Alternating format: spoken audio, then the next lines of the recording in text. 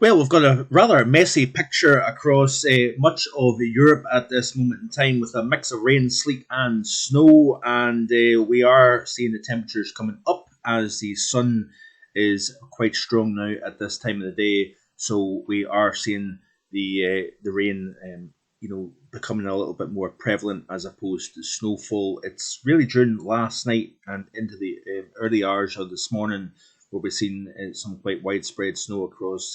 Well, we still have that across Germany, but we're seeing rain becoming a little bit more prevalent through the Netherlands, Belgium, and parts of France. We've got an area actually from Cannes across to Paris and up to Calais where we have still what appears to be on radar, at least some fairly heavy snow. You can see here that we are seeing snow across the south central portions of France to the east of Bordeaux, through Lyon, and even through the Pyrenees and the northern portion of Spain over the high ground, of course.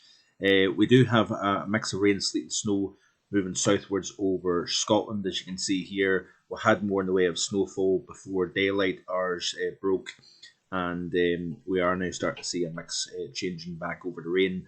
Quite a wet, soggy late morning, early afternoon across Northern Ireland, as you can see as well. But it was a cold night last night, I believe it was -8 at Tulloch Bridge. We may see similar again tonight. What we're seeing is conditions of high pressure still prevalent across the much of the UK at the moment. We do have that system that was over the continent bringing the rain, sleet, and snow. That was bringing some fairly heavy snowfall across parts of eastern Kent during the overnight, and also accompanied by some pretty strong winds, even touching gale force along the coast of Kent during the first half of today. But we are going to start to see that easing as the system pulls away and high pressure eventually starts to topple its way in across the British Isles through the weekend. But in today's video, I want to look actually at the next week. Now, the Arctic Oscillation firmly negative at this moment in time. So too is the North Atlantic Oscillation. But notice both are projected to go back into weak positive territory during next week. And with that, we are going to see temperatures coming back up once again. Now, at this moment in time, we have got a lot of cold air across much of Europe. You can see that here from southern Scandinavia, throughout the UK, Ireland, France, much of Central Europe, extending into much of Iberia as well. And as I play through the loop here, warm by the way, across Italy, the Balkans, Turkey, up into Ukraine, Moldova, Romania, Bulgaria, plenty of warm weather here, as you can see. As I play through the loop and through the weekend in particular, we're going to start to see the area of high pressure to the west that's been shutting the Atlantic off, allowing the cold coming down from the north. What we're going to see is that feature starts to kind of shrink, sink south. We're going to start to see weather coming in over top of that. We're going to see the temperatures rising, especially during the second half of the upcoming weekend. And then the next week, we're going to start to see the cold getting shrunk and replaced by warmth once again. Of course, remember, this is quite a shock to the system. From just recent days, of course, when we had 20 degrees in parts of the British Isles and the near continent. So as I play through the loop, you can see here we'll warm up from Scotland, Northern Ireland in particular first, and then that warmth kind of starts to spread its way down through the UK, holding on to the cold across the continent, as you can see here. But even here, eventually what we have is the warmer air starts to kind of mixes out that cold, so to speak. What we have is the heights coming down across the board, and then we'll start to see more Atlantic systems coming back in once again.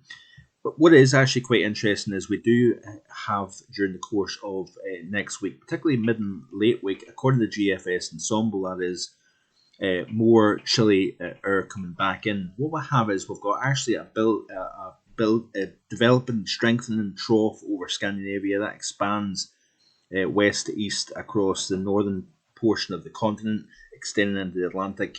That opens the door to much more unsettled and cooler weather overall. So we may see the temperatures coming back below average once again during next week. And then as we push towards the middle portion of the month, things may start getting a little bit more interesting. The CFSV2 kind of doesn't agree with the GFS ensemble, but we start to see pressure building from the Azores northwards, and that may allow warmth to become quite dominant towards the middle portion of the month in particular. We see this kind of back and forth between warmer and colder than normal, but then as we push towards the middle portion of the month, you notice that the warmth starts to really take over Europe here overall. So it's going to be interesting to see what takes place. Stratospheric warming has that brought a short-lived cold spell, or do we see a lingering effect during the month of April? That's going to be the big test as we go through the month overall. But April 1st, very chilly start. We've seen plenty of snow showers across parts of the UK, Ireland, of course the continent as well. And it was certainly a shock to the system compared to what we've had of late.